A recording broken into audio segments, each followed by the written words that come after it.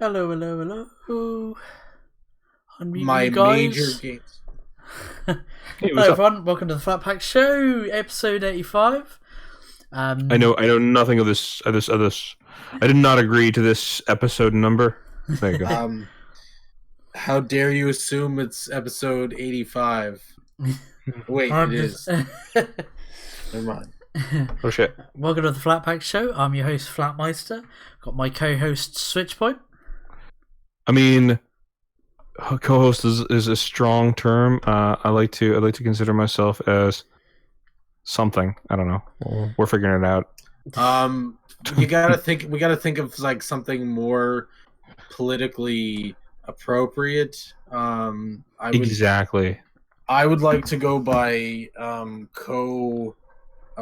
master of the world, because that's more politically correct for me. We're working on it. Like we're thinking it through. We're like, you know. We got Nerd Waffle as well. Yeah, master of the universe.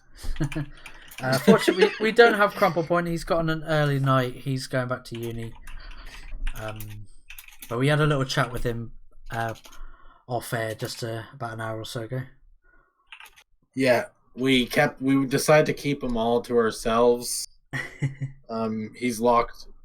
He's locked in the studio basement because we're all live in the same studio, and we have a basement for past co-hosts or whatever we're calling it now. And we keep them in the basement. And the ones you say, like, you might be thinking right now, you have more than one. Where do you think Crumple came from originally? He's like the fifth Crumple Point. Okay. Is that the story we're sticking with? Yeah. All right, cool.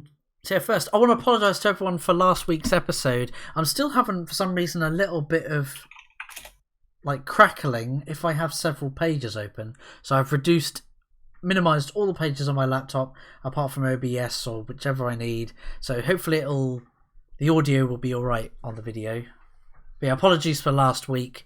Like the Technical difficulties. Yeah, it was like the first 10 minutes or so was just all of you were just robotic as hell.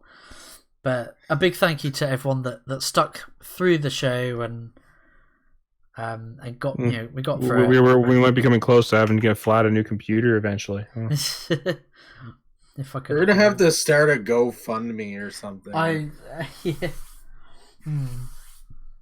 We'll figure something out. Please help a poor cripple.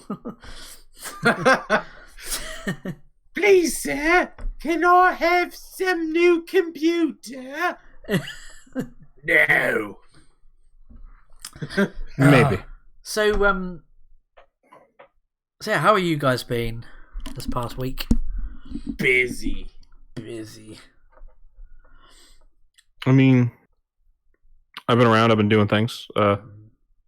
You know, like the yeah. I don't know. I've been doing shit. I've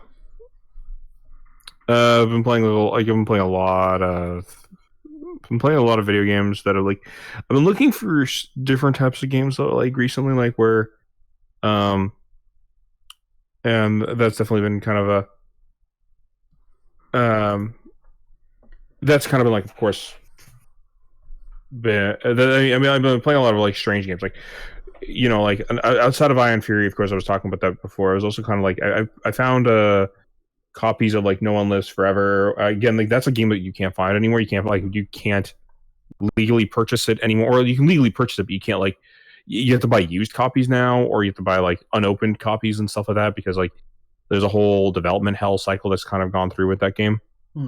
Kind of like the first Diablo, although you can officially buy that on GOG now, which is fucking great.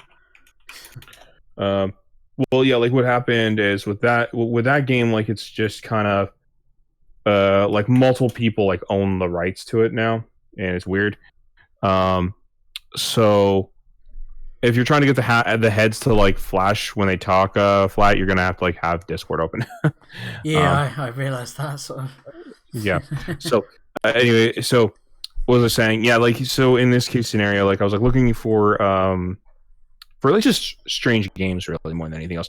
And No One Lives Forever is like a spy genre. And what happened though is like okay, so there's like a whole question about who owns what, like of Warner Brothers, like Monolith, and a few others. Like it's just like a weird, you know, and so like yeah, the so like what happened is the kind of like whole thing was okay, so there's a fan community who's like, okay, well, we still want people to be able to play this game, and some of the fan communities creating like abandonware versions of like the titles. Basically, they're the same games. Like what it is, the install files are online, and you just got to find like a site that has it for you to download. Again, I'm not going to share the site because, of course, technically that's illegal. Legalities. Yeah, but like it's not if you find it yourself. Kind of, it's weird because it's like no one is selling this game. Unless you want to buy a used copy, and I'm not going to go pay $300 for a used copy. Yeah. So the game is fantastic, though, and I highly recommend just searching online and seeing what you can find to get a copy, and playing the game. Like it's done like an old Source Engine style gaming, but it's fun. Who knows if I can get like enough of a gameplay out of it? Maybe I will do a review of that as well. But like right now. My first review, of course, I think I'm working on an Ion Fury review. I showed the preliminaries of that to a few people. I have somebody who's editing it, hopefully right now, and put it forward for editing to have it edited to look into before like putting it up finalized. It'll be a written review. If I do a video of it later, we'll see. But like mostly it's a written review. Look forward to written reviews. Yeah, I'm looking forward to it because from what I read so far, like it's. It gets into it just goes straight into the gameplay. You talk about everything. I haven't read it yet. I'm waiting till after tonight, like later, so that I can give it my full attention. Unlike Flatt. No, I'm just kidding. No, well, I mean, like, I have another friend of mine who said he's who I reached out to as well, like while I was speaking with you guys, who said he's going to look it over for grammar and editing mistakes and stuff like that. So I might put the updated version later, and then you guys can look that over too. So yeah, look forward to it. Yeah, have you been up to anything, Flatt? Like any projects or anything lately? I haven't really. No, I've again, like that's the problem with my chronic pain is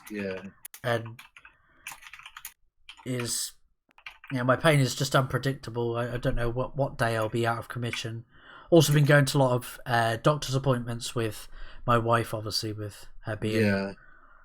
Was it Saturday? She'll be 19 weeks.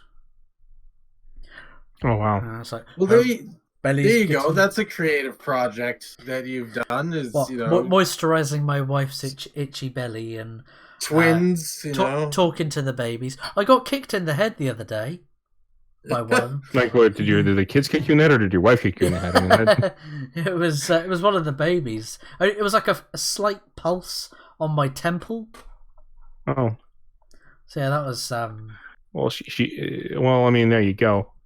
Hopefully, I'm sure you'll be a great dad. I mean, sure you. Thank you. Yeah. The mini meisters. The mini meisters. Oh no. All right. So yeah, there's been that. I need to get into cracking on with some creative projects. If you need help with anything, man, let me know. Yeah, definitely. So yeah, with the meat and potatoes of the topics, I've been meaning to like make some videos for my YouTube channel, and again, like just I thought you were also like, weren't you working on like doing some writings for like bounding into comics or whoever it was? Bleeding Fool. Yeah, I was writing some articles. I need to get in the habit of like reaching out to the editor and suggesting an idea of a topic I have in mind to write. Yeah, I do reviews when I can. Like they've got like a Dropbox with like new comics, like review copies they get. So I do keep an eye out on the Dropbox when it gets refreshed and stuff. Well, that's good. I need to read more comics. Like, I haven't read a lot of comics. The last comic I read was I don't remember the exact name of it, but it was Transformers, and it was basically the telling of like Megatron's past or whatever. Yeah. It was actually really cool. Did you guys get the opportunity to read my review article of Samurai of Oz on Bleeding Fool? I have not, unfortunately. That's all right. I think I sent a link to you guys about a month or so ago. I think it was. But yeah, for the people watching, you should check out my my review I did for a new Kickstarter comic. I got a review copy from Bleeding Fool and what was it? Ron Z. I think it's Mount Olympus Comics. Yeah. I think I reached out to him via email asking if he wanted to be on the show, but I never got a reply. Probably didn't see it. That's all right. But with today's topic, we've got we'll touch on the whole Zoe Quinn aspect, and then we are also going to go on to cancel culture and how to combat it. So, do you know who Zoe Quinn is, Nerd Waffle? Yeah, I know that whole thing. You know about it. Yeah, the people at home. I'm sure you heard of Gamergate and the lies that the mainstream media has tarnished gamers as being misogynists, harassers, and trolls. Well, I mean, you have. Well, that's that's part of it, right? Like, it's the media. The media says the Gamergate is harassment and trolls. Like, we have the FBI report indicating the Gamergate didn't really do anything, or the Gamergate doesn't have any I don't know. The Gamergate is a few there's a few things, right? We're the FBI looked into it, and they couldn't find anything to implicitly put against Gamergate. However, that didn't stop the whole. Okay, so the whole Zoe Quinn thing that recently happened, where Zoe recently tried to try to go up against Alex Holloway, I think his name is, or Holoka. It's Holoka. And she tried to go up against him, and it's funny because when that happened, then of course comes Brianna Wu, and Brianna Wu was like, well, you shouldn't, if you take these, if you should have done the whole Gamergate, taking Gamergate seriously. He was like, they've also done things. Brianna, shut the F up, Jesus Christ! Oh my God. You are they have no proof that anything. And secondly, no one asked you, Brianna. You're not even part of this. Not to mention, you're probably one of the worst looking people for your own cause as it is. She's running for Congress, isn't she? And she's not popular at all, is she? No one likes her. Not even her own side likes her. Hell, I think one of my favorite things is the whole speaking of cancel culture. In a funny note, the recently there's a person who was put a part of cancel culture named was attacked as part of cancel culture. Is called what's her name? ContraPoints. ContraPoints was recently attacked by cancel culture, and that affected her. Because I think she left Twitter. I'm not sure if she's still making YouTube videos or not, but she left Twitter because of it. She got harassed, didn't she? Yeah, something like that. And so that made me laugh because I'm okay. So first of all, I don't believe she should have been attacked for cancel culture because I think cancel culture is wrong. But she advocated for it before. Oh, what? So advocated for deplatforming dissenters and. Yeah, so ContraPoints the advocate, and if she didn't, I mean, I'm sorry if I maybe am misinterpreting, but from what I understand, she did advocate for it before. Yeah. And I'm like, okay, well, you kind of reap what you sow in a weird way, like, because like, oh well, and we're like, I'm against cancel culture, and I'm like against that you should get canceled, like that she got canceled, and by all means, but like at the same time, I'm like, but you kind of brought this upon yourself by like advocating for it. Yeah. Like, so, like, I can only do so much to defend you because, like, you were trying to silence my voice by telling me, like, no, this is good. And I'm like, okay, well, then, like, when it hurts you, oh, well, why weren't you there to stop it? I'm like, I literally tried to warn you it's a problem before it became a problem, and now it's a problem, you know? Like, what do you want me to say about that, right? Like, outside of like, I mean, yeah, I agree, cancel culture is bad. Like, I think it should be stopped, but at the same time, I'm like, if you put yourself in bed with cancel culture and you say it's a good thing, and then it stops you, and then you blame me for it stopping you, I'm like, okay, but you're the one who literally went in bed with it, and I told you not to. Like, what do you want me to do? It's like, well, it hurt me now, and I'm like, yes, when I tell you not to play with fire, and then you go play with fire, like, it's not my fault that you played with fire. People warned the SJWs. Like, the SJWs were advocating for social media platforms to have the power to do this, that, and the other. I'm like, right, okay, well, those same powers are going to be used against you. Just you wait. And lo and behold, there's been numerous examples of that happening. But the cancerous leech known as Zoe Quinn, you know, that she has caused this poor guy to commit suicide, and at first people were going, "Ha, serves him right. That shows he's a coward and that he's guilty." And we've gradually, like, kudos to was it the post millennial? They've done some real good journalism and actual digging.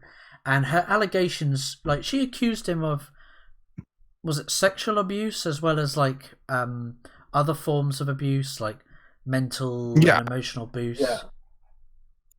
I mean, well, like, it was weird. Okay, so like, my first biggest gripe of this is that, like, Zoe Quinn goes to the court of public opinion rather than even going to any authorities to have this, like, looked into, and, like, some argument about, like, oh, well, she tried to have authorities looked into it and they didn't do anything about it, and I'm like, okay, well, I'm sorry, but this is, like, one of those things where you went to the court of public opinion before even, like, having this looked through properly. There's a reason why the court of public opinion is a problem, because, like, we never have the full evidence, and it's always kind of hard to dig it up, especially after, like, accusations have been made. I'd like to point out too, on the whole court of public opinion metaphor, she picked her own jury that would side with her, which I get that that's a thing they do in court or whatever. I won't get into that, but let's put it this way: she took it to court of public opinion, and then selected her own jury that would review the evidence to show that that she was in the right. Yeah. So that'd be like, yeah, okay, like, that'd be like if there was no, that would be if there was no defense lawyer and the prosecutor got to pick all the witnesses to go against, or the jury to go against the witness, or not, or the accused or the defendant or whatever. Yeah.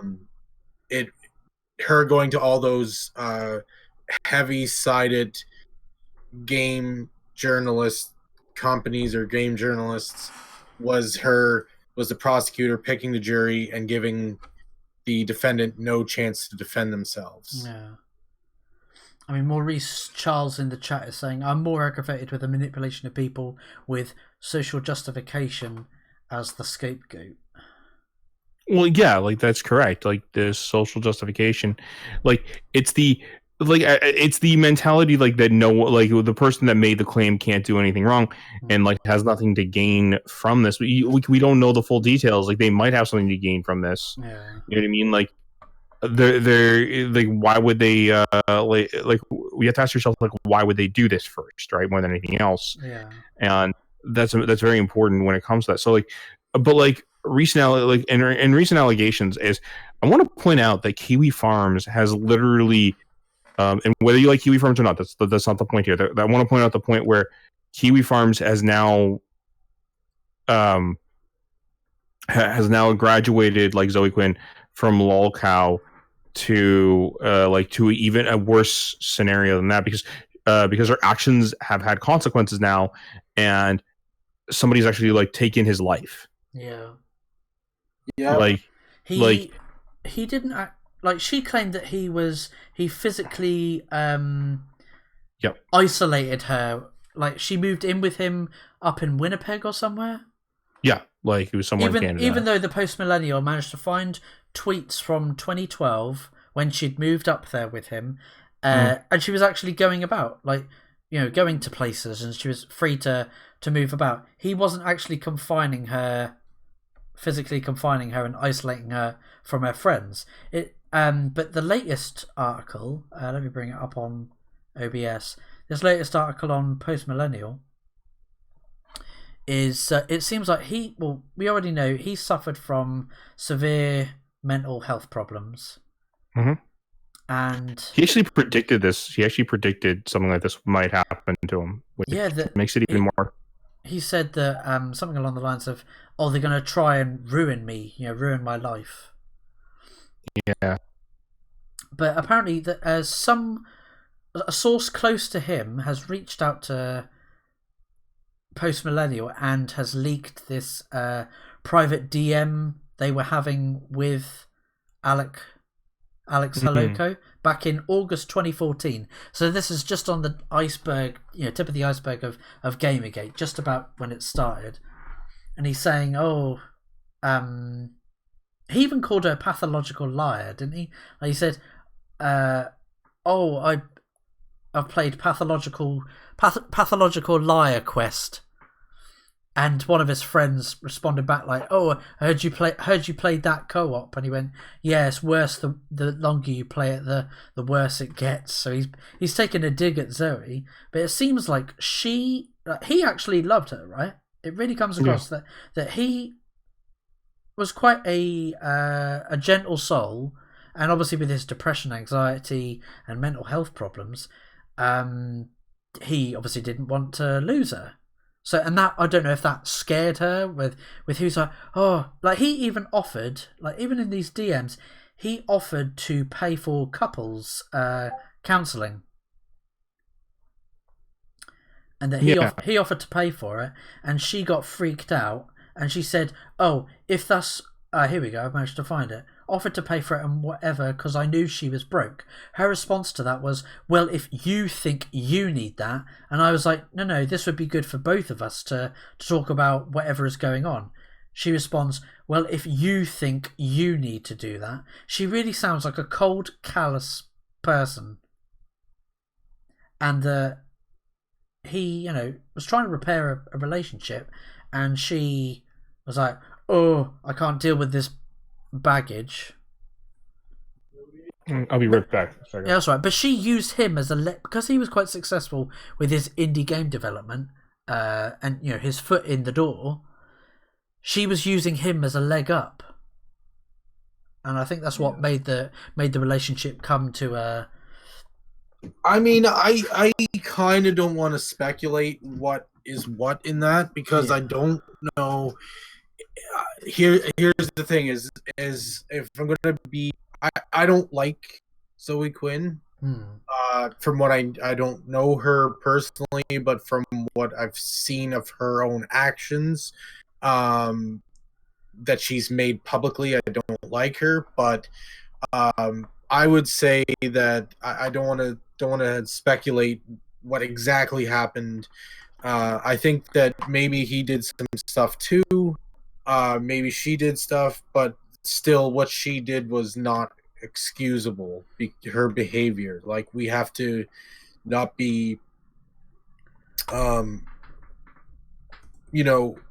are people who do bad things, and we we need to understand them and understand that we need to understand where Zoe Quinn's coming from, as even though she's been caught multiple times being a pathological liar publicly, but we need to understand her and why she did this. I think that she has some mental health issues, maybe. Oh yeah, I think she's bipolar or something like that. She needs to maybe get some help with. Yeah. But it's just that why are we putting her on a pedestal and saying, "Yep, this is the norm of what we should do as a society"? And I think that I think he may have had some mental health issues too, whether from him or her, as it's stated, and it's very sad. And this is why we need more help for mental health, is because we need to be able to help people, deal with things better and all that sort of thing. Yeah. But I don't want to speculate that that it was scot-free on one end or the other. Yeah. I don't know why that she is like the gaming and the mainstream media in general, but the gaming press have made her pretty much. They've tried to make her untouchable from scrutiny or criticism. And if you do any scrutiny or criticism, you're shot down as being a sexist, woman-hating troll, alt-right Nazi gamer, toxic masculinity, all the buzzwords are thrown at you. And it's like, no, she shouldn't be exempt from any scrutiny. And she's made, it's funny, they go, she's a game developer. She's made one game, Depression Quest, which is like a text-based Twine game, whatever that is. I was saying to Maurice Charles in the chat, she thrives off drama and destruction. I think it was in 2014, possibly 2013. She intentionally sabotaged a indie game jam. I think it was one that Angry Joe was he was like a judge on it, and they turned it into like some kind of it was like a TV reality show. And they were, these two teams facing off to make this indie game. Yeah. And it eventually all fell through, but she apparently tried to sabotage it as well. And this was just before Gamergate started.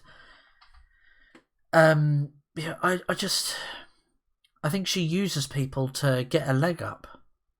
Yeah. She slept with Kotaku journalist Nathan Grayson for positive, not a review, but positive coverage of her game.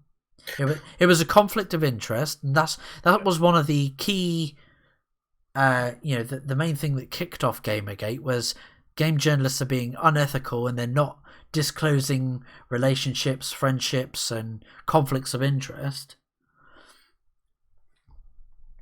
Yeah, I mean, what I want to know is why. I want to know the timing. I want to know why. Why didn't she do anything about this back? I don't know actually. So I might be talking into my ass a bit here, but yeah. I want to know why. I don't know if this happened after she was the one who kicked off the whole events with her, was sort of what kicked off the first Gamergate, right? Yeah. So I want to know, if he did these actions before or after Gamergate. And it seemed like it was before. They dated around 2012, apparently. Yeah, I forget when Gamergate happened, and I'll be honest, 2014 was super busy at whatever time was going on with something that I wasn't around computers a lot. Yeah. Or the internet a lot. I was around computers. Yeah. But so yeah, why didn't she come out? She had a couple of people that she sort of outed then, didn't she? Or was it just one person? No, she didn't out anyone. What you mean, me too'd someone? Yeah, so No, she didn't. She didn't me too anyone. Okay. She just messed about with loads of people, and gamers caught on and realised there was a conflict of interest with the gaming press and her. Yeah. So, okay. So sorry, I was misunderstanding there. Sorry. So No, you're right. I just wanted a better idea before I talked to my ass. But that's why I was kind of wondering why she didn't kind of bring this up then. Yeah. But maybe I can kind of see why. Yeah. But even then, like the fact that she claimed it happened in 2012 when they dated, and that she waited. It's been what, 7 years that she decided to then suddenly come out and say, "Oh well, yeah, this happened to me." Like she claimed that Alec Haloka banned her from like gaming conventions and stuff. Yeah. I'm like, no, you're not invited to gaming conventions because you're a toxic individual and no one wants anything to do with you. I want to. I don't know if this is cool with the guy. I'm not sure if he watches or if he'll hear this after, if he's cool for name dropping. But if you go look at the quartering or whatever, like he points out that just before I guess she's profiting on her Kickstarter from this, you know. Oh, a Patreon, yeah. Patreon, sorry, yeah. Apparently, it was a less amount of money and less supporters, and then it went up, and I guess she took it down that you couldn't see how much money she was making or how many people were supporting her or whatnot. Yeah. So I don't know. I mean, Maurice is saying in the chat, why would DC and Marvel hire her after the Chuck Tingle gaming scam? Like, she's making a new game on Kickstarter, right? And she made, correct me, Switch, if this is right. Was it about $85,000 they made? Oh yeah, like, well, here's the thing. It's kind of hard to keep track of how much she actually made because she has more than one Kickstarter. Zoe Quinn is known for so here's where it gets a little interesting. Each Kickstarter makes money. Like, her most recent one was kickstarted in the butt, which is literally that's what it's called, because it's like based off of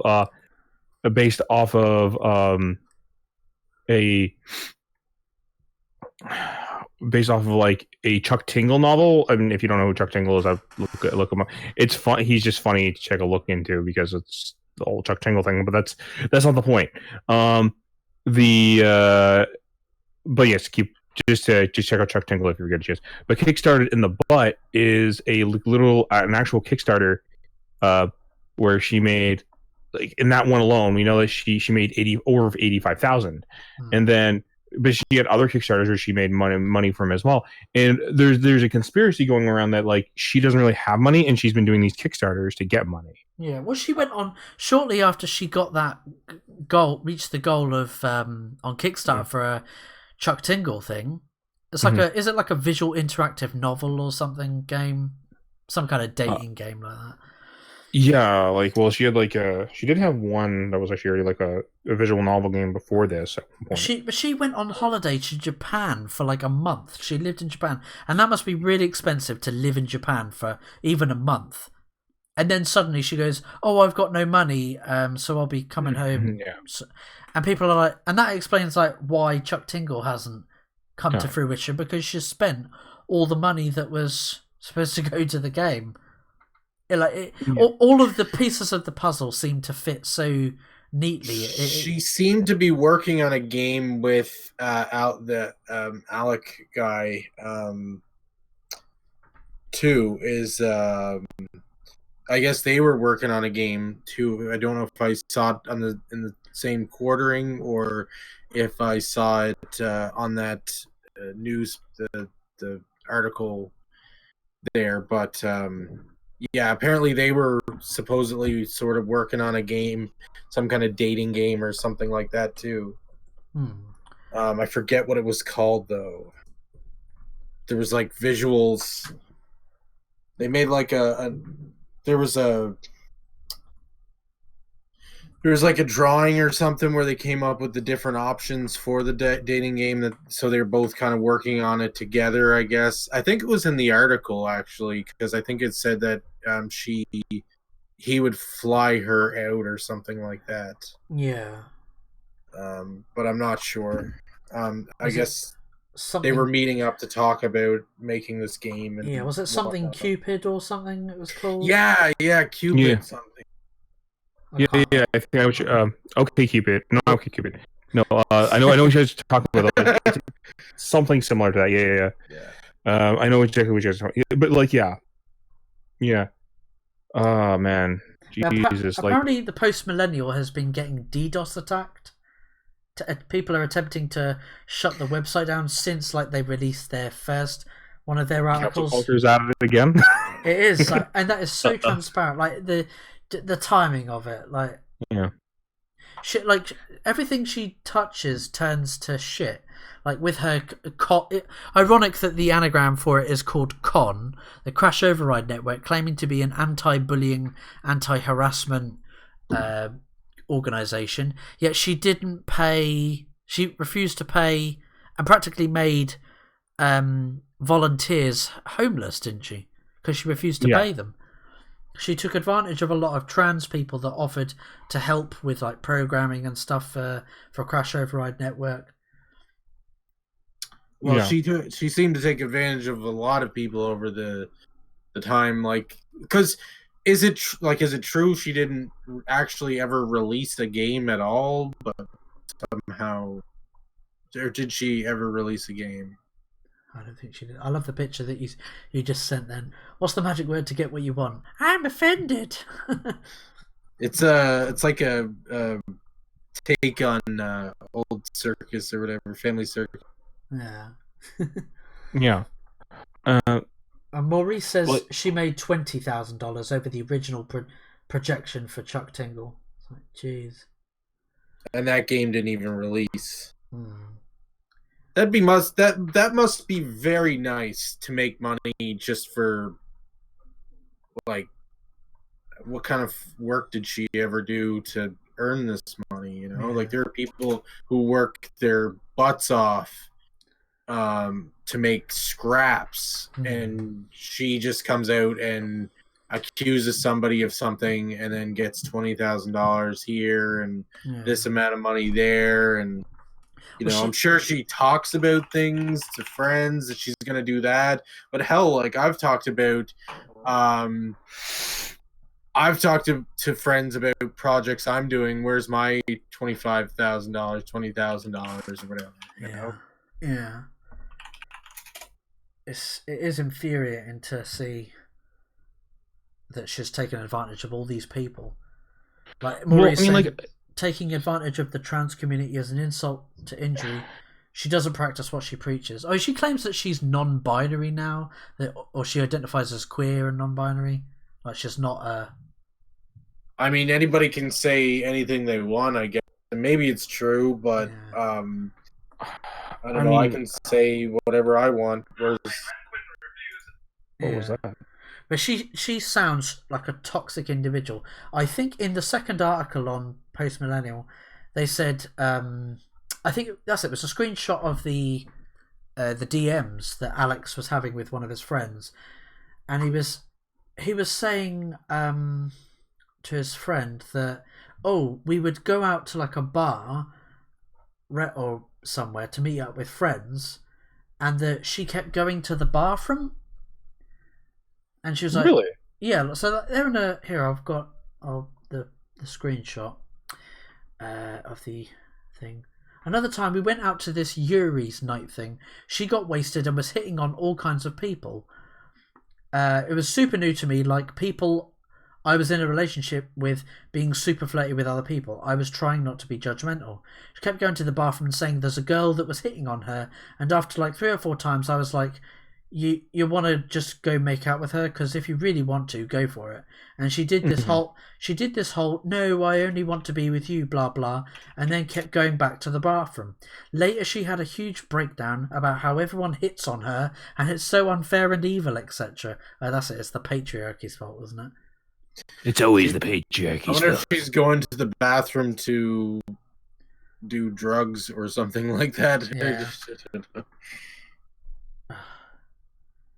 He said, I really wanted to say, like, maybe don't be as flirty then, but I knew that that would be something she would freak out over. So instead I said, maybe there's something we can do together to avoid this situation. And she freaked out at me anyways, got really angry at me, said I was discounting her personal experience. In no way was I doing that. I was quite open to listening to and trying to understand her personal experience. His friend then responds going, God, like there are genuine instances of victim blaming, but telling someone don't put out signals if you don't want to get hit on isn't one. Just exactly. It seems like she was really messing with his head, which is horrible. It seems like she really took advantage of him, and he's like this quite soft, sensitive,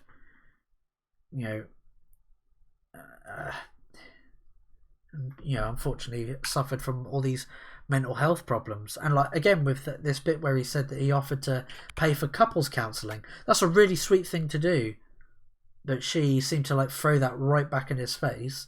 And no wonder that he killed himself, because like her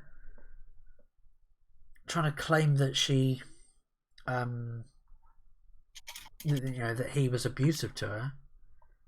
But like there's other things like with the there was some photos came out of like she used to do. Yeah, no problem. She used to do porn or something like when she in her early 20s. I don't know about porn, but it was some kind of it was like softcore photographs, wasn't it? Yeah, like a modeling. Suicide Girls type thing, I guess, or like I don't know exactly what she was into, but yeah. But what was it? The photographer that came to take these photographs, right, for this photo shoot, Zoe apparently then refused to pay the photographer afterwards, after this photographer was chasing up being payment. But apparently Zoe, like, during this photo shoot time, she was saying that, one night I stabbed a potential rapist in the face. And this photographer's like, bullshit, would you be saying this kind of stuff in this kind of candid manner around strangers? Like, she wasn't buying it. And again, it's further proof, backs up the point that Zoe Quinn is a pathological liar. She makes up shit. But I don't get why she is so defended by the mainstream press. Maurice saying, it is just I see her make money while claiming to be an advocate for the same people she has a pattern of exploiting, and I'm curious how much she truly dislikes herself to treat people so poorly. Yeah, I think she's just completely messed up in the head. And she took advantage of Alex, and it really makes me sad that it seems like unless his sister obviously doesn't want to incur the wrath of the social justice inquisition. But in his sister's statement, like she went, Alex was really improving himself as a person. He was taking steps to get over his mental health issues. But obviously she can't go, Zoe Quinn is talking shit, because she knows she's going to get cancel culture on her back. Yeah, that's the problem, though, is that like maybe a lot of people are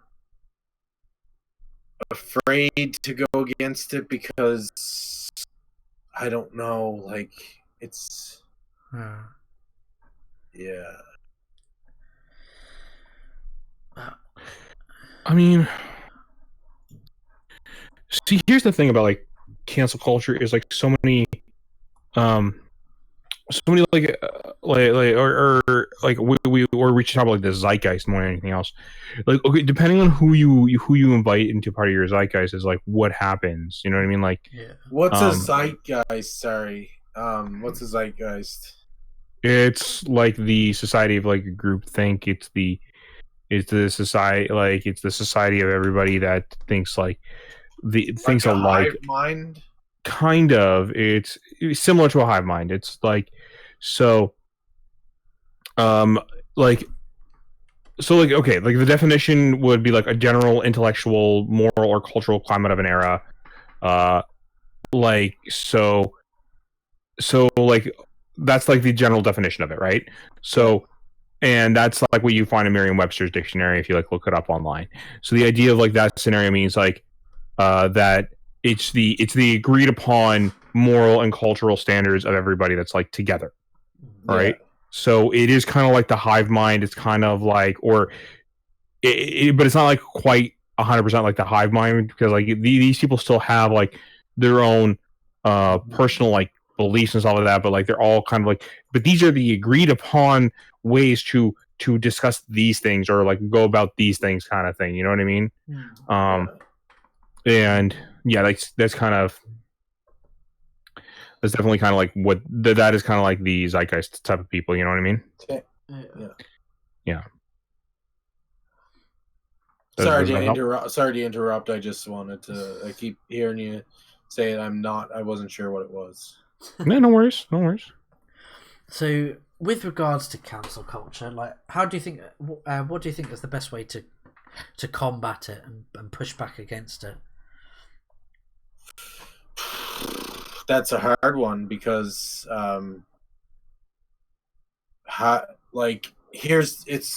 it's coming from positions of power, even though some of the positions of power are saying they don't have power. So it's kind of like this. It's like I almost feel like it's like talking to somebody who's ignoring you completely, and they're crazy, and they're like, oh yeah, the sky is red, and you're just like, I'm sorry, but the sky is blue. Well, the sky is no color, but it appears blue. No, the sky is red. The sky is red. And it's like, how do you talk to that? How do you discuss things with that? How do you move forward with that when you're saying, yeah, like, here's all the reasons why the sky is blue, and most people think the sky is blue and doesn't really matter, and they're just like, no, sky's red. But the problem is that then they're like, oh, if you don't believe the sky is red, then you're fired. So how do you and then your whole life depends on it, your children's money for your kids, money for bills, money for rent, money for food, money for entertainment, that all goes down the drain because somebody decided that they think the sky is red, and you're trying to explain to them that it's not, but your job and your livelihood depends on this information. Yeah, that's the problem of how you the thing is, though, is we have to sort of either take those people and remove them, which is cancel culture essentially. Yeah. Or we have to convince them that they're insane. And how do you do that? That's the question. I think the best way to combat it is literally not a literal middle finger, but stick a middle finger up to these people, because they're not the actual consumers. Like Switch, how many people on Reset Era and other forums read about Ion Fury but said, I was going to buy this, but now that I've seen this joke, I'm not going to buy it. Oh, there's a lot of them out there who've done that. And like then after it was changed, like a lot of them didn't even, a lot of them didn't even like buy it, like, or when they said they were going to change it, I should say, because like no, they actually didn't change it. Like they actually, so they were going. So what happened was they said they said they were going to change it, right? But then they never actually ended up changing it. But like before they, because like what happened was that they realized like the SJWs weren't going to buy Jack from them. So, but they were going. They definitely, like, they were originally going to change the game like itself to match certain things, or at least the PR team said that. I want to point that out. Like not even Void Point said they were going to do it. It was a PR team. And when like it's such a mess. And then that like led, so that what ended up happening was they ended up like so what ended up happening was, okay, so nothing changed. And they ended up like saying, okay, like, well, like when they, well, anyway, presuming we thought things were going to change. Let's presume we thought things were going to change. At that point, the people were like, oh yeah, well, we're still not going to buy it though. Oh, okay. Well then, like, why did they bother changing it for you then? Yeah. Like, if they're not going to, if they're not going to actually like, buy the game. Yeah, like if you're not going to buy the game, then what's the point of them doing anything? Yeah.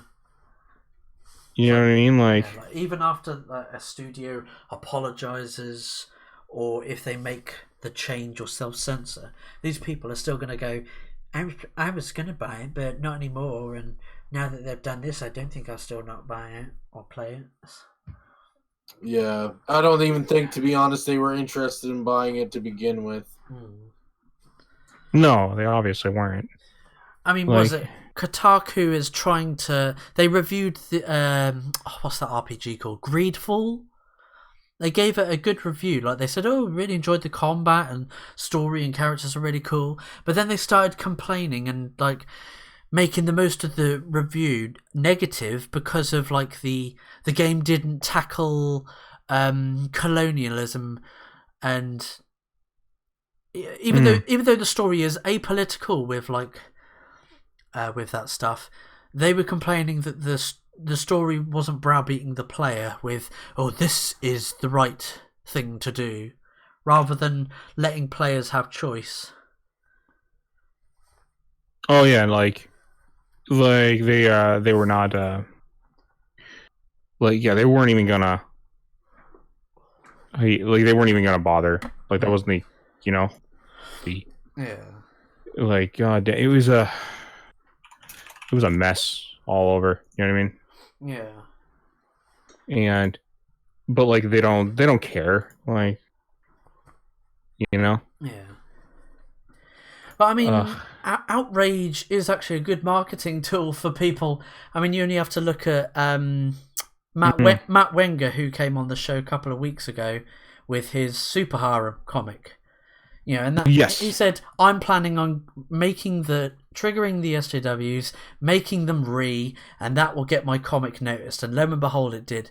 Renfamous was, I can't stand that person, and like people should pay her no attention. But she was tweeting, going, "Oh my god, look at what Comicsgate is doing! They're making a comic about this." I'm like, oh, the marketing is working. I think the same with George Alexopoulos. Like, he was getting attacked by some people. Yes, he was. I mean, like, there was a few. You know what I mean? Yeah. Like, oh, go ahead. Sorry. And the same with Carl O'Roe that we had on a couple of weeks ago as well, with his Death Sworn. You know, sort of nice, curvaceous women.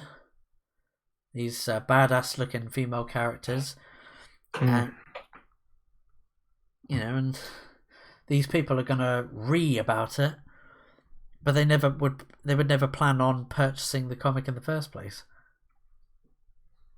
No. Yeah, apparently the Joker movie's getting upon too. Yeah. A white man's power fantasy or something they're calling it. Yeah. How dare you? How dare you make a psychological thriller movie? How, like, it was so twisted too, because again, it's like I don't know, it's like recently the SJWs have a thing where like they don't understand mental health, and they don't understand that normal people don't do these things. It's people who have severe mental disruptions and stuff like that actually go and do things like this, and that's why we do need better mental health. Yeah. They go, oh well, that shouldn't be an excuse and stuff like that, or blah blah blah. And I'm like, no, it shouldn't be an excuse, because that's still wrong for people to go do that stuff. But we need to understand that we need better mental health, and that's how we stop it. Yeah. We don't stop it by censoring things.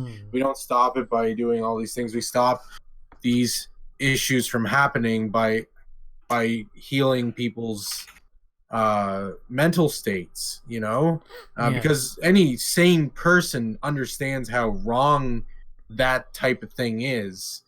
It's only people, and I'm not saying anybody with mental health issues, because there's all sorts of different kinds, comes in different shapes and sizes. There's not one shoe fits all with mental health.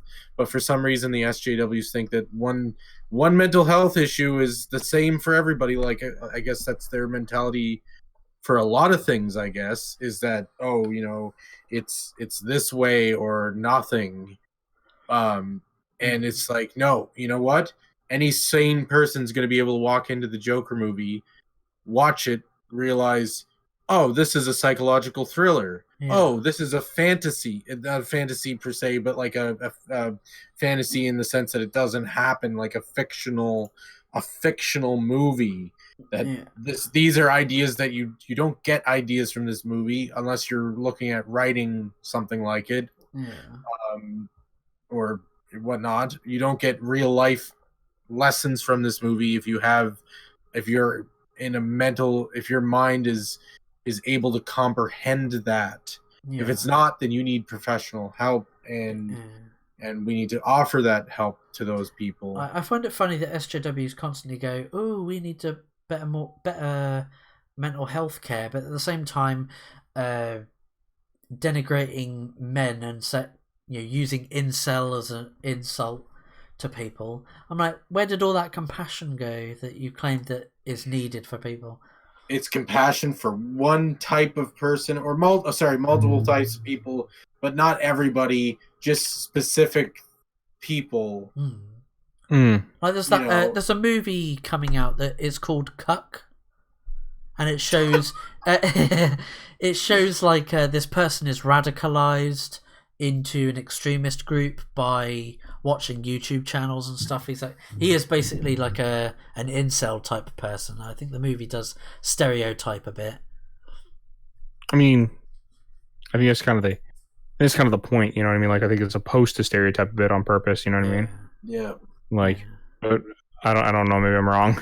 And that the typical hot takes are going to come from the Bob Chipman type people that say, "Oh, this is an alt-right type movie," I'm like, well, you could apply the same. Like, it might be he gets radicalized into Antifa. Yep. And dons his black bloc balaclava and hoodie and whatnot. And his, like, what is it, skull mask, or what do they wear? Like, crazy masks. What was that movie that got cancelled? The Hunt or something like that? Oh yeah, it was set to be like a competitor to The Purge, although it's a little bit tone deaf with like the politics. Like, a bunch of elite liberals are hunting down Trump voter type characters. Yeah. Oh. Yeah. Now I remember about that. Yeah.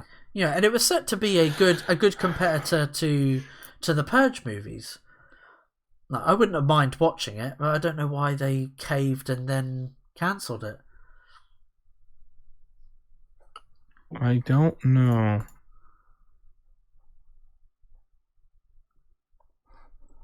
It's a strange. It is definitely a. It's definitely a strange thing. You know what I mean? Like,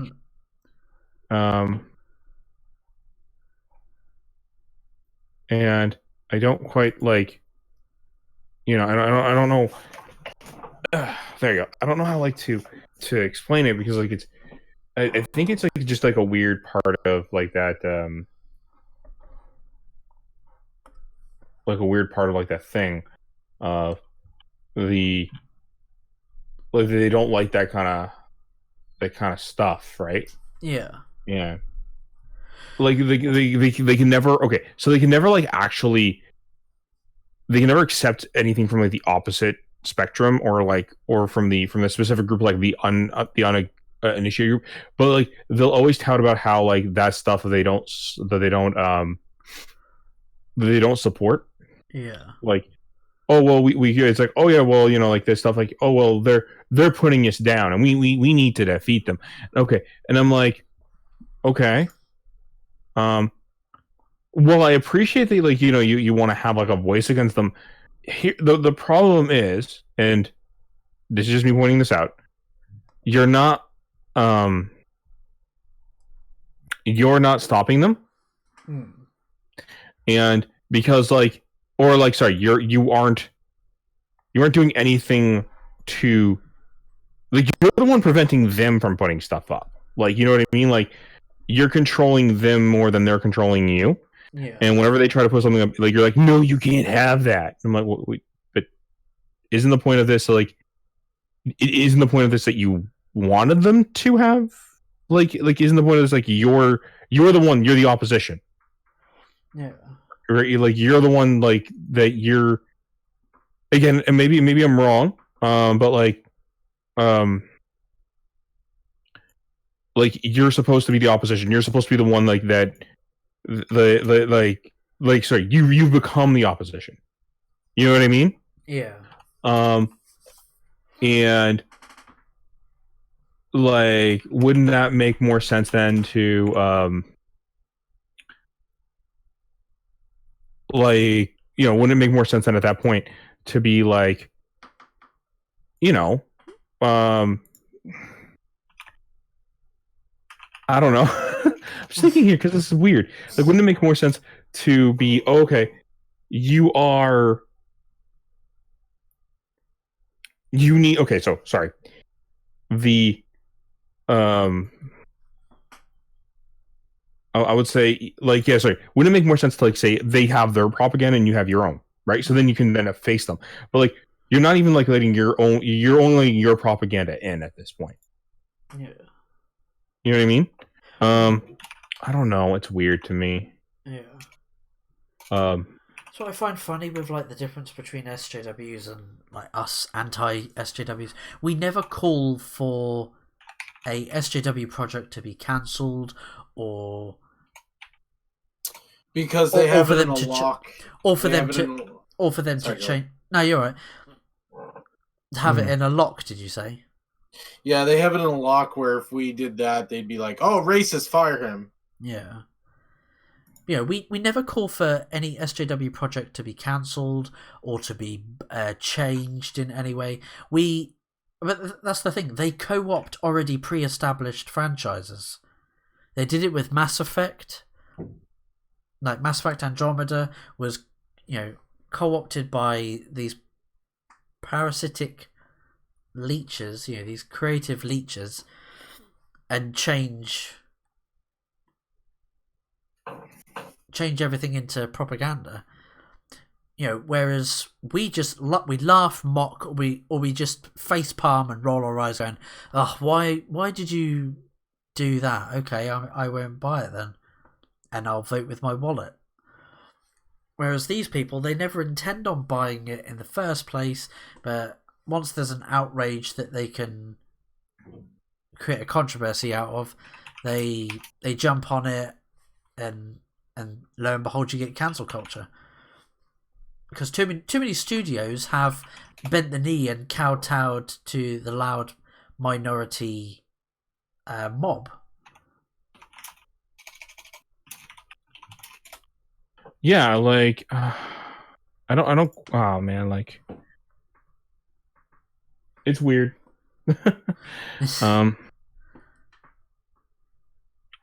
Like, I don't know, man. But I'm glad that Ion Fury eventually...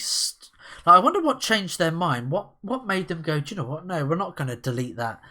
Well, okay, so there's more. There's like a few things to the tale, like, you know what I mean. Like, there's a few pieces of information that, like, have come to light as far as I'm concerned when I was, like, looking it over. Yeah. So let me so if I explain it to you this way, what happens? Okay, so, like, this is what happened.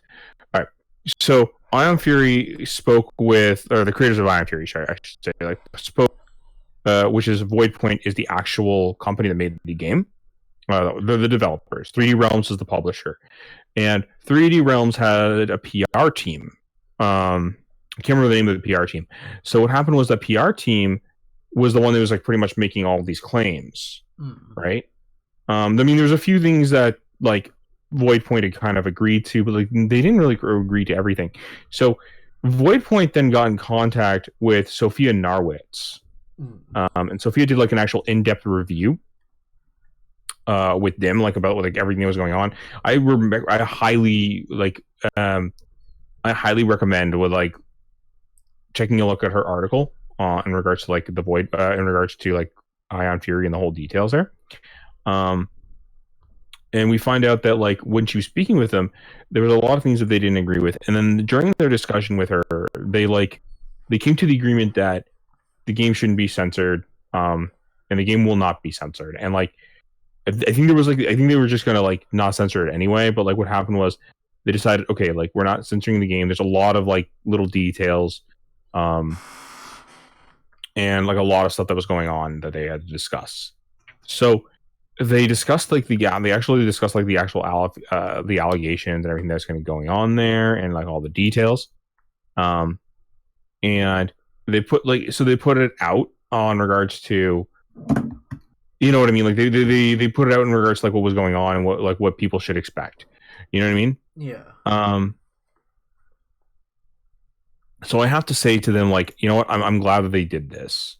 Like, I'm glad that they actually spoke with her, because I think speaking with her is what really helped. Because Sophia's smart, she knows like what's going on, and she like helped get their information out there and how to help them get the truth out there as much as possible. And I think what really didn't help was like there was a lot of details missing that we didn't know about and what was going on.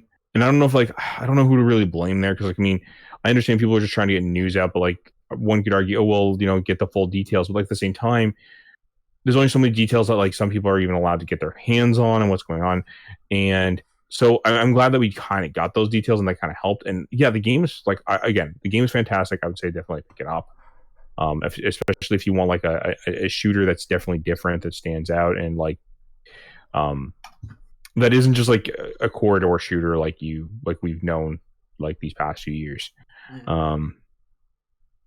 So I'm glad that things are kind of working out in that regards, you know? Yeah.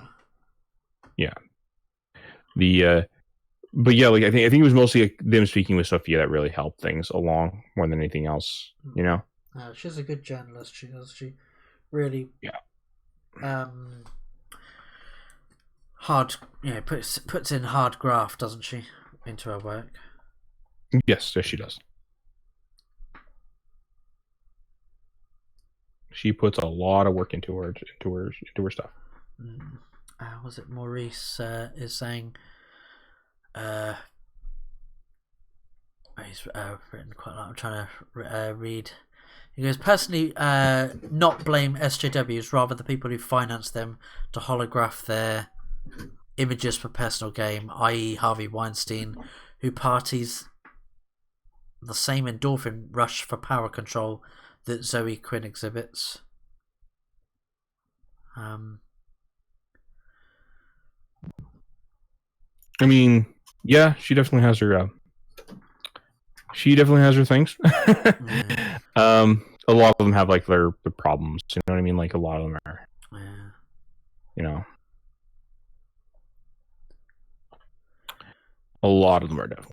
He's also saying when it becomes predominantly about selling and marketing to a demographic rather than organically being a way to be inclusive, that's where I get agitated. Exactly, like all stories have always been inclusive to everyone, but I don't get why people are so hell-bent on identity politics when you focus on, oh look, this is for these type of people, X, Y, and Z people. It's like, well, just because it is available to everyone, you can be gay and still relate to a straight character. I don't get this line of thinking that you have to have shows specifically for gay people with a gay character. Or take a look at Batwoman, the Batwoman TV show. Oh yeah, that's tough. That's going to be pandering 101. That is. Yeah, it's going to be an interesting thing. Anyway, we are getting a little late here. We probably should close on shop soon, huh? Because what we up about? It's 47 minutes. But yeah, so maybe we're running longer than 47 minutes. Yeah, I don't know. Yeah, it says on YouTube the live stream it says 47. But is there anything else you guys wanted to add to this about cancel culture? And I mean, stop it. I mean, cancel culture is terrible. All it leads to is trying to force people to like cancel for, like, it's basically, oh, you don't agree to the standards that we've put forward. I don't know, whatever they may be. Like, you're not part of the you're not part of the zeitgeist. You're not part of the hive mind. You're not part of like whatever the Borg. Like whatever. You don't belong here, and therefore we're justified in canceling you. That's all that does. That's all that ever promotes. Sure, and like, oh, like one can make an argument. Cancel culture's kind of like always been part of things. You know what I mean? And I'll agree with it. Like, definitely, cancel culture has always been part of the unit, like part of things. But like, it doesn't make it okay. Like, I don't like. There's a lot of things I don't like, but I don't advocate for them to be canceled. I just like to voice my opinion about why I don't like it. Yeah. You know what I mean? It's I feel like that's fair enough. Yeah. You know? What about you, Nerd Waffle? Yeah, I think. Well, it's a tough one. Like, just I just don't know anymore, because it's like, for people who really sort of, for a specific type of person that really champions or like promotes individuality and be yourself and be free to be yourself. They seem to want to swoop in, take things from other people, tell them how they should do it, and if they don't form in line, then you will be your project will be canceled, your job will be canceled, your life will be canceled. Everything about you will be canceled. Will almost like a sci-fi thing. Will strip your fingerprints and leave you out in the gutter, and you'll be pretty much just gone, because they're not used to people telling them no, and anyone who tells them no gets canceled. Yeah. So I think that it's just stupid, and I think that we need to correct this in society, because I think it's just dangerous. Yeah. You know? I mean, I can't remember where I heard this quote. I watched a video and I can't remember where I heard it from. I think it was George Orwell that said this. He goes, everyone dies twice. Obviously, first there's your physical body that dies, and the second time you die is when the last person uses your name. They say when the last person says your name. That's the second time you die. That's quite a haunting quote. Like, yeah. How do you leave a legacy behind? How do you still, leave your mark on this world? For your name to remain in the history books, or for them to, revision and rewrite history, that they're able to tarnish your name and reputation through false accusations, or like we were talking about, cancel culture. Like that's a tough scenario. I mean, like, you know what I mean, like, and because I mean, any scenario I think is like, it's, I don't know. I'll leave it at where I said earlier. Cancel culture is not good anyway. I don't think it's ever going to be good. I think that however one puts up his however one puts up their scenario, it's going to vary from person to person. You know what I mean? Yeah. Maurice says that Alex Haluka should not have been fired, which I agree. He deserved much better, and my thoughts go out to his family. I mean, like, here's the thing. Like, I can't speak on behalf of these groups of like why they fire somebody. So, if they want to fire him and they think like they're justified in the reason they fired him, that's one thing. But I don't think we should have allowed it to get to the point where he felt it was okay to kill himself. You know what I mean? Yeah. Uh, I'm glad there's Yeah. people. I'm glad there's people still fighting his corner, fighting. They're not throwing the towel in. mm.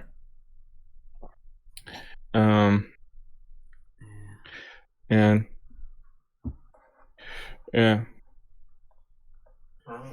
like the yeah, you know what I mean, like the yeah, I mean, I think like there is there's multiple things to look into here. You know what I mean?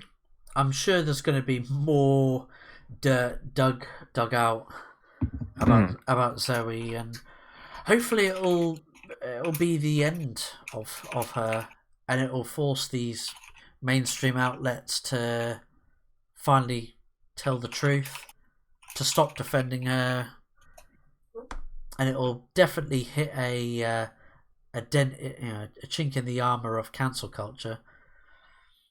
But yeah. So, Well, I think stuff like this is what really shows like the dangers of something of this nature. yeah. You know what I mean? Anyway, you guys have a wonderful day. I think we should close out because we're just adding time to this. Yeah, I was about to wrap up, but have you? Yeah. You got to go. Have you, Switch? I do. Oh, well, you take care, man. You too. It's been Switch Point. Yes, it has, and I'll say peace out. And I mean, just make sure not to try your best to stay away from cancel culture as much as possible. But if you can't, you know what? Try to find like the wholesome groups that try to help you combat against it. Yeah. So peace out. Take it easy, Switch. See ya. So yeah, with that we'll sort of wrap up. Any other final words, Corey? No, just honestly, everybody gets caught up in their own life and their own ideas and their own thoughts, and I know this might sound, I don't know what it sounds like, but I know that sometimes we can all be harsh people. I know that I can sometimes be a harsh person. I know sometimes I can give people a hard time, and even though I'm super against bullying and I'm super against I'm super for mental health, and I know because everybody has their own lives, and everybody has their own ideas, and everybody. It's hard sometimes when we all mesh together and stuff like that. But I think the key is to try your very hardest not to be a dick and to try your best to understand other people and where other people are coming from, and sometimes it's better to just let things go. And I think that if you do need mental health, you should help, whether you are a victim or you are somebody looking to turn your life around. Definitely seek out mental health help, because we forget our mind is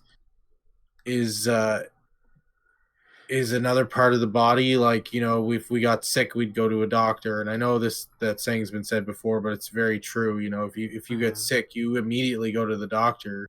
Mental health is a bit different because we all like to think we're all in good mental standings. It's hard to measure that like you can with muscles or whatnot, or fit body kind of thing,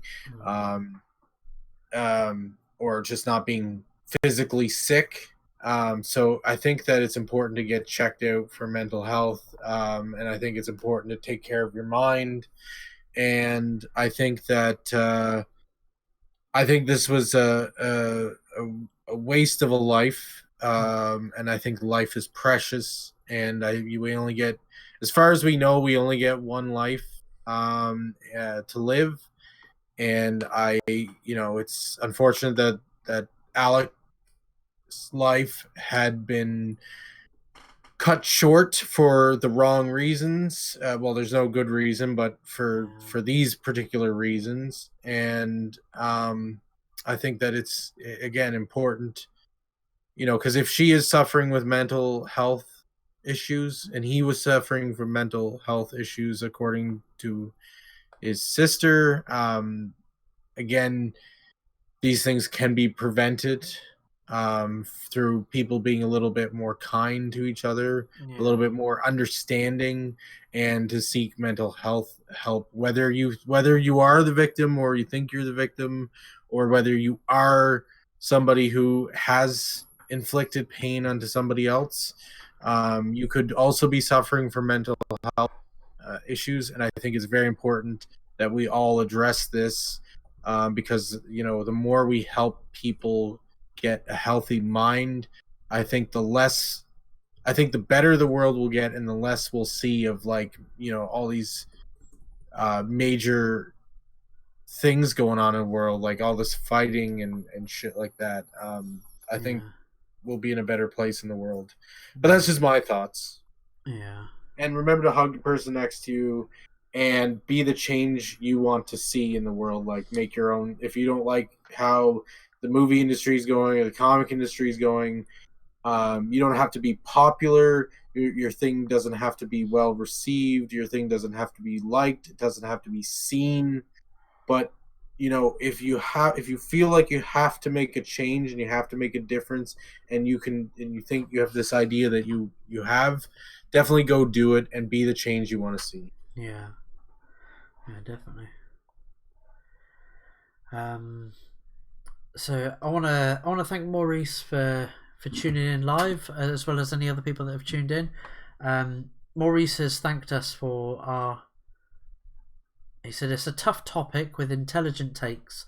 I appreciate your commentaries and perspectives, which I really appreciate that.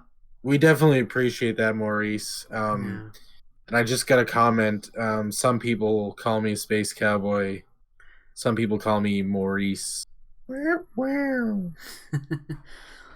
But, you know, we didn't want the show to be a bash on Zoe. Like, we've acknowledged that she is not right in the head, but she is a toxic individual.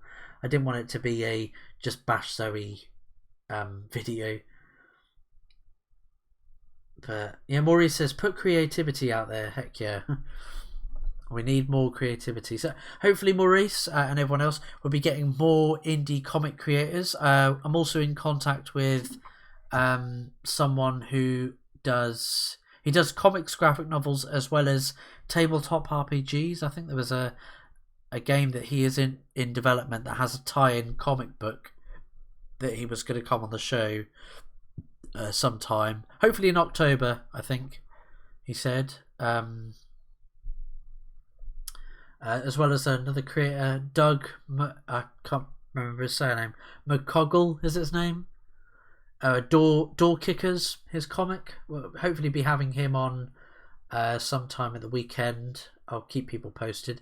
Yeah, don't forget, the Flatt Pack Show is every Wednesdays, 11 p.m. GMT. It's about 6 p.m. Eastern. We try to be on time. We were this time. But big thank you to everyone that's tuned in. So I've been Flattmeister. It's been Switchpoint. It's Crumble Point wasn't able to make it.